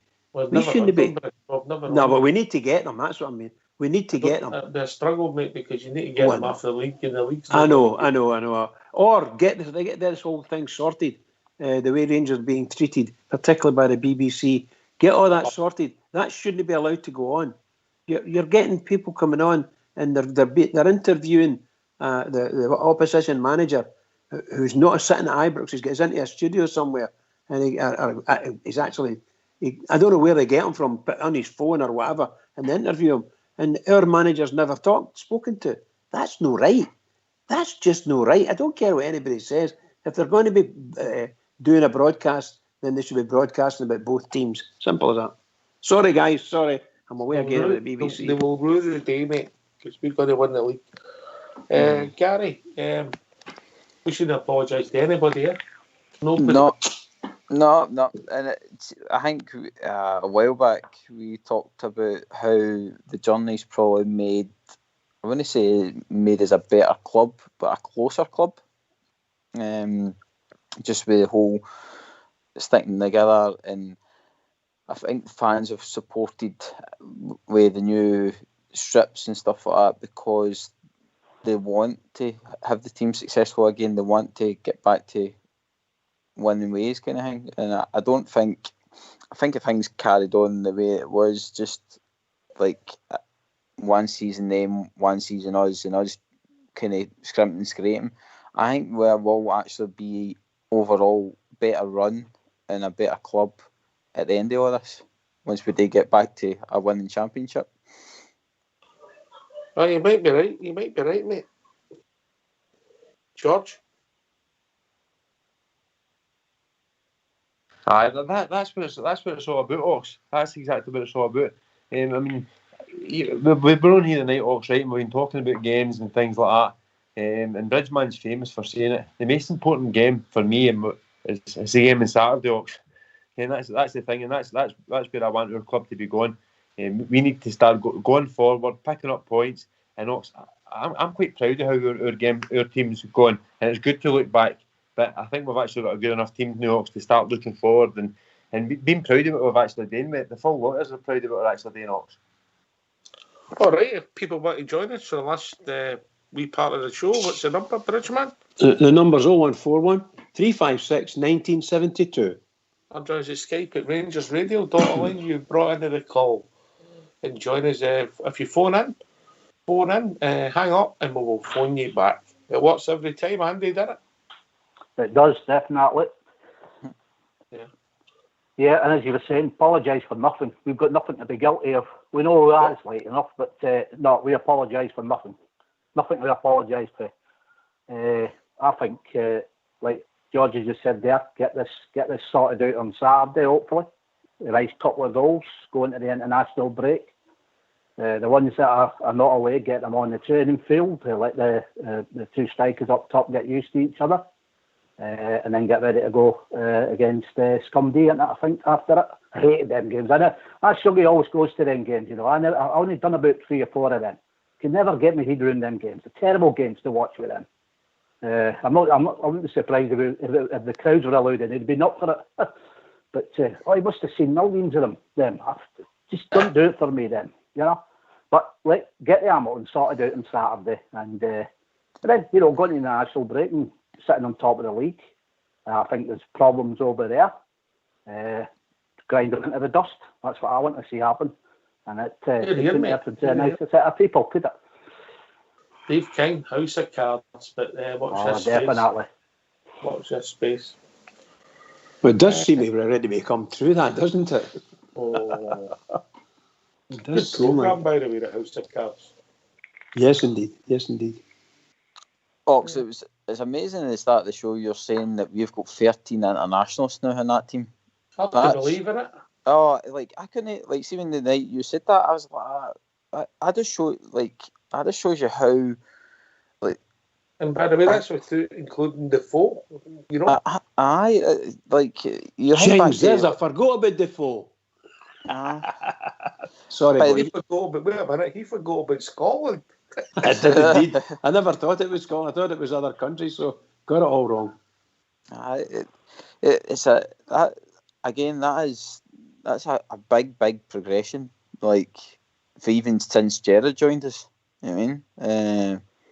Gerrard's so important to this project, mate. Whether we like it or not, he's a big part of what we're trying to achieve, mate. You get things wrong and we criticise him and we don't always agree, but Steven Gerrard, MBE, is so important to where we're going to go, mate. Aye, definitely. You know, George? Aye, that's it for me, Ox. I didn't think, everybody knows how big a club we actually have, but I didn't think that Steven Gerrard was going to have as big an impact as he actually has. Even just social media and media down in Scotland, things like that, taking a massive interest in Rangers, and not just because Steven Gerrard and the way the guy is, Ox, and what he's done in the game. I think Steven Gerrard's took us a lot quicker, a lot further forward than anybody would have actually expected. We've had some bloopers on the way, of course we have, Ox, but no, I think I'm still excited for going forward. I still believe Steven Gerrard's definitely the man, and I like the fact that the board are back all the way. And if players want to leave, they want to leave. If players want to come and play with us, a boy roof and things like that, they're coming, and I think they're coming to an exciting club at an exciting time, Ox. And if players do want to leave, Ox, they'll be missed, but there'll always be other players coming to fill their spaces, Ox. Yeah, Gerrard's a big factor, Andy, but see when guys like Roof and that, they go to do their work, they go to the training ground, and then you bring them out the Ibrox. I think we forget how impressive a place Ibrox is. Oh, well, like I say, I was up there, like you say, last week, in a walk round, like I say, we tear in the eye and all that, and it's just, they don't get it down here. They really don't. I mean, like I said, the son-in-law up there, like he was baffled, like, you know what I mean? He's like, what? You know, I mean, we're way above anything that you can believe it down here.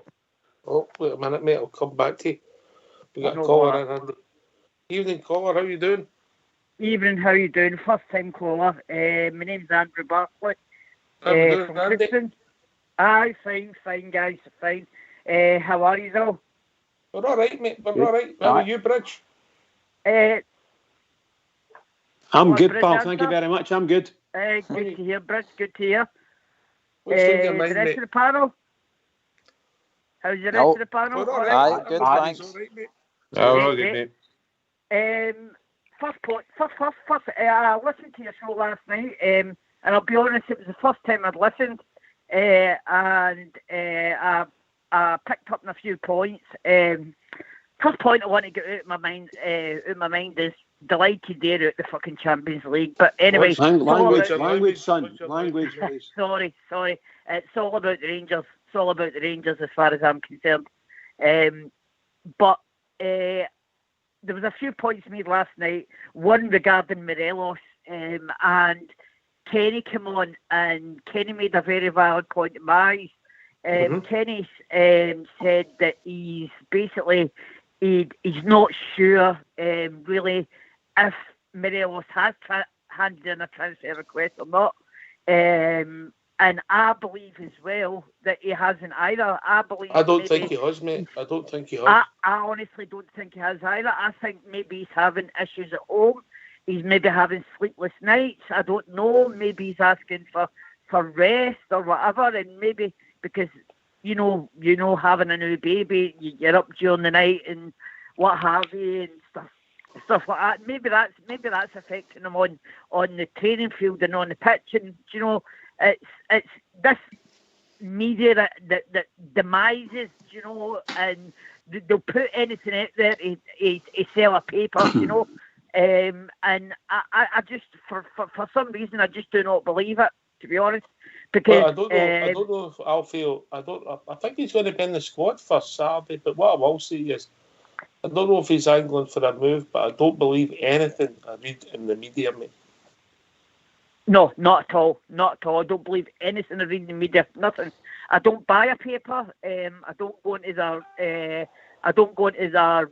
website to look at the paper or nothing. I just hear it through Rangers pages and stuff like that. The second Bridge still gets the Daily Sport. Who does The Daily Sport. Oh, that's a long time ago. Since I've heard that one. The Daily Sport. The second point I wanted to make, guys, if possible, if you've got time, is the Ryan Kent one as well. Yes, I think Ryan Kent loves his football here. I hope so. But that's just my personal opinion. I think he loves his football here. He looked proud as punch when he came off and had a giggle with Gerrard at the touchline on Saturday. And you know, it's as far as it is, with Celtic slipping up against Johnson, okay, we slipped up against Livy and blah blah blah. But it's as far as I'm concerned, it's immediate spinning all this. That is just my opinion. And what I really like about Rangers now is there's no things getting leaked for Ibrox. Nothing concrete that's getting leaked for Ibrox, and that's the way it should be. Do you know what I mean? And I'm sure you guys will agree with me on that. Well, yes and no, mate, because leaks are good for us on the show. There's a lot to talk about. I understand with that. Yeah, that's fair enough. If you know, like it's something like we really need to know. Do you know? No get told at the last minute that Kent's leaving. Do you know what I mean?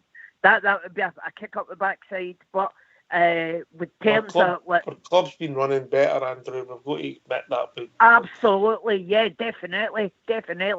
And as I say, it's looking good. I phoned in RangersRadio after the Livingston game, and I was absolutely livid. And I'll be honest, I was a bit over the top, and I got my frustration out, and so did a lot of Rangers fans that night. But it's just, it's having a think back and thinking that night what sort of I came out with, and and we should be putting teams like that to bed. We should be, but mate, it happens. If the favourites won every week, we'd all be millionaires. Yeah, and I think one of your callers touched on it last night. I think it was one of the panel, actually, that said that if we got offered this at the start of the season, 5 games, 4 wins, a draw, no goals conceded, and top of the league, with 6 points in front of Celtic with them 2 games in hand, we would have bit their hand off for it, wouldn't we have? That was a real clever guy that said that. Who was that? Oh, me. You fell into that one, pal. My God. I thought that was a great point you made. I would have snapped your hand off at the start of the season for that. But anyway, guys, thanks so much for having me on. As I say, first time caller, won't be a stranger, and I'll certainly call back in. And we are the people. Cheers, Andy. Thanks for the call, mate. Brilliant. All the best, guys, and all the best panel. Cheers, mate. And as I say, thanks very much for taking my call. By the way, Andy, where are you from? Crookston. Yeah, Crookston tell boy. him that, Andy. Okay, bud. You'll not get rid of him. 2 weeks, I get stuck with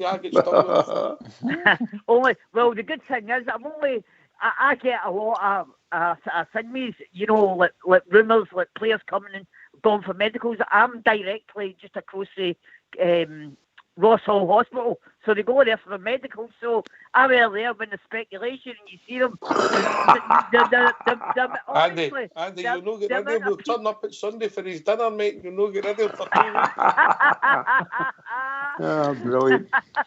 Oh, excellent. But guys, it's been a pleasure having me on, honestly. Thanks so much. And cheers, mate. Cheers, guys. All the best. We are the people.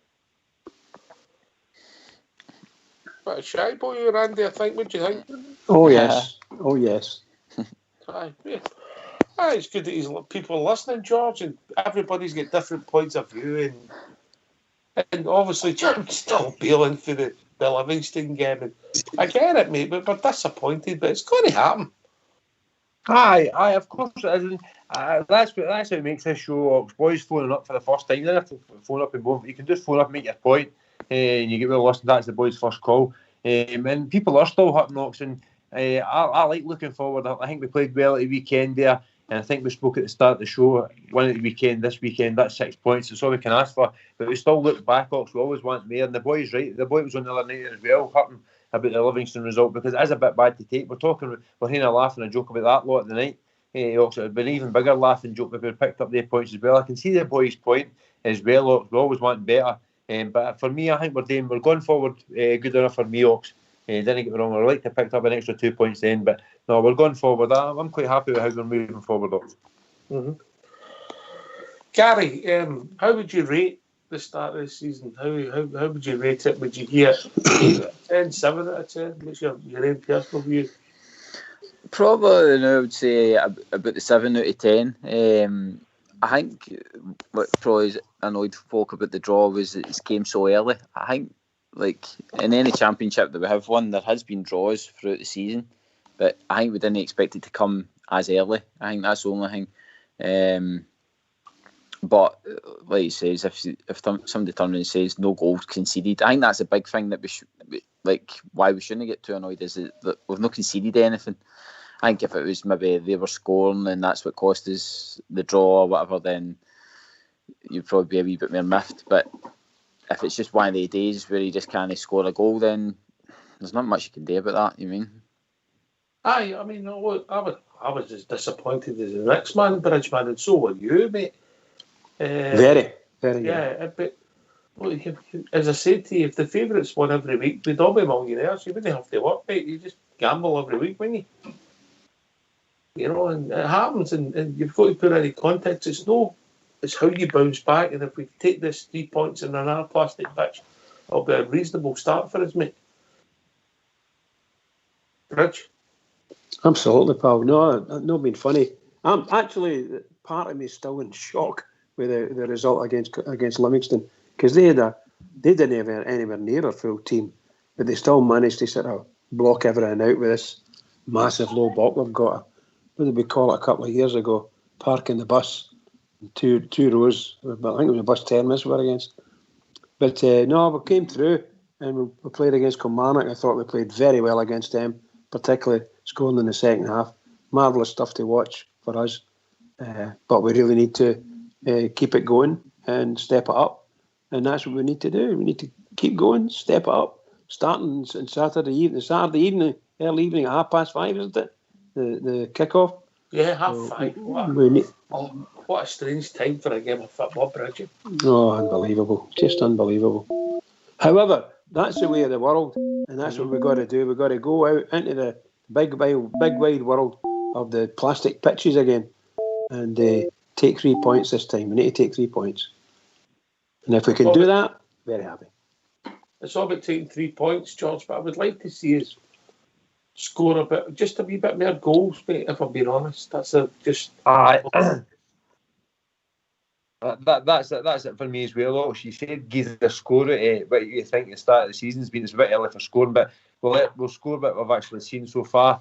I would probably see if we win that game against Livingston Oxford, it would probably be up there with an 8 for me. And the reason for it would only be an 8 is because our 9 possibly close to a 9. But Oxford, the games we've played, I want us to be pounding these teams up when we got 1 and 2. I want us to start showing the kind of team we can actually play. We've broke them down, Kilmarnock and St Johnstone, things like that. Now it's time to actually go and pound them, and that's the reason I would want our score to be up. I'm happy how we're going, Ox.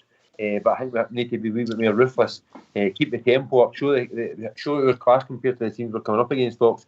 Because Kilmarnock and St Mirren and Aberdeen, St Johnstone and things like that, Ox, we should be beating them anyway. Hello? Oh, enjoyed the call. Right, alright guys. How we doing, mate? No bad. I'm just sitting listening away. First time listening actually, I like. Alright. What's your name, mate? Gary, mate. Gary, we'll remember that. What's on your mind, I Gary? enjoyed listening to you sitting there talking about when we went back into the third division and that there. Uh-huh. And the BBC and that day, I think we had scumbags there. They shouldn't even have it. They should be impartial. They shouldn't even have an opinion. They should just be there to report on the game and nothing else. I've got a BBC. I've got carry on, mate. I was what I ask you what you think. Again, I'm not trying to sound like bitter or that, but again, we got heavy sanctions put against us there. Now, what do you think should happen to Celtic with fielding like an uneligible player like Bolingoli done there? Do you think there should be serious repercussions about it? I've thought about that long and hard, Gary, and I think they should be forced to play Bolingoli every week.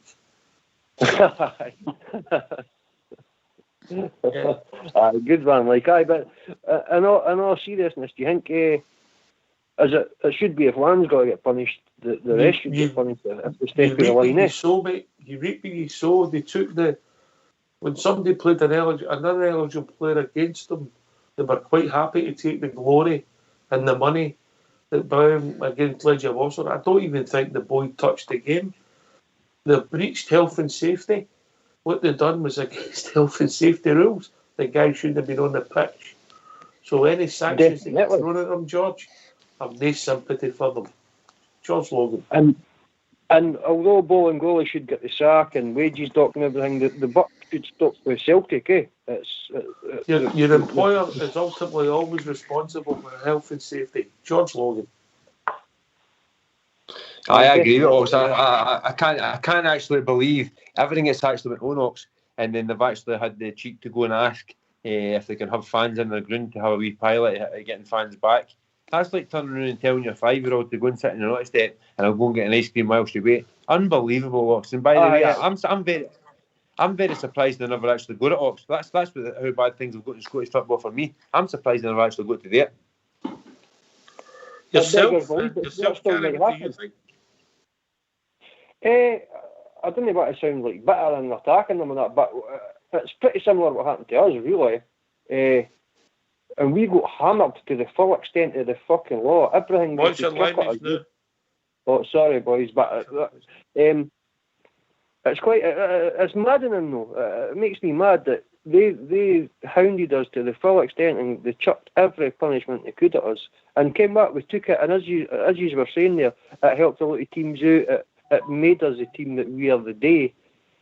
But at the time, it was pretty disgusting, and the way the media and that BBC... I'll tell you what, I'll just say this before we go, Gary. I wouldn't swap their history for ours for all the money in the world, mate. No, definitely. There's my old grand for all the teams. Let's just see in the future what people think of them. Anyway, Bridgeman, we've reached that time of the evening. Oh my goodness. Thanks for the call, Gary.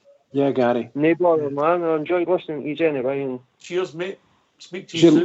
Listen out tomorrow, Gary, because I believe that the hearings tomorrow afternoon. We'll maybe hear what's happened. Right, perfect. I'll be listening. Can I just say it's been another fantastic night tonight, down memory lane for a load of guys, and it's probably triggered a load of memories, and they've triggered more memories, and they're probably sat and had a really good night to themselves listening to the show. Let's hope it happened like that. It certainly happened on the show. Thoroughly enjoyed it. I had my more recent memories. What can I say? Can I just say this? To all the Rangers fans all over the world, in particular Rangers fans on here on Rangers Radio, every single one is, please keep it going for the Rangers, because the Rangers are what need us. We need them. They need us. Keep it going. Can I thank all the callers tonight? Some first-time callers. Too many for me to mention, actually, but thanks to each and every one of them. Enjoyed talking to you all. Can I thank Bridgeman, Gary, George for joining us here, and Fox, of course. Can I thank Fox and Old School Blue for doing the technicals? Thank you for listening. This has been Rangers Radio. We'll be back tomorrow night between 8 and 10 talking about all things Rangers. It's 40 ounce of Friday, and you'll be joined by JFK. Take it away, Old School Blue. They come from all of Glasgow, they come from near and far. They come from every Highland glen, from here to Lochnacar. They sail from dear old Belfast to the bonny banks of Clyde. They gather round to Timeless Park and loudly sing with pride. Oh yeah, it's R-E-N-G-E-N-R-N-S. In case you didn't catch it, friend, I'll set your mind at rest. Oh yeah, it's R-E-N-G-E-N-R-N-S. The boys in blue of Ibrox High, the Scotland's very best. Oh yeah, it's R-E-N-G-E-N-R-N-S. In case you didn't catch a friend, I'll set your mind at rest. Oh yeah, it's R-E-N-G-E-N-R-N-S. The boys in blue of Ibrox High, the Scotland's very best. Aye, there's Richie Shearer, Robin, John Craig McKinnon too. There's Baxter, Highness and George McLean, they proudly wear the blue. There's Miller, Brandon, Wilson, what better could you want? Plus 70,000 Rangers fans that proudly sing this chant. Oh yeah, it's R-E-N-G-E-N-R-N-S. In case you didn't catch it, friend, I'll set your mind at rest. Oh yeah, it's R-E-N-G-E-N-R-N-S. The boys in blue, the Ibrox High, the Scotland's very best.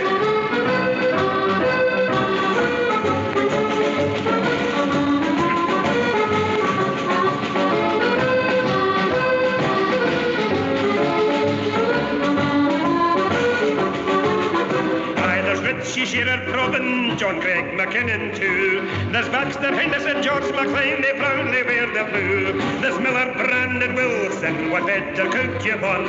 Plus 70,000 Rangers fans that proudly sing this chant. Oh yeah, it's R-E-N-G-E-N-R-N-S. In case you didn't catch it, friend, I'll set your mind at rest. Oh yeah, it's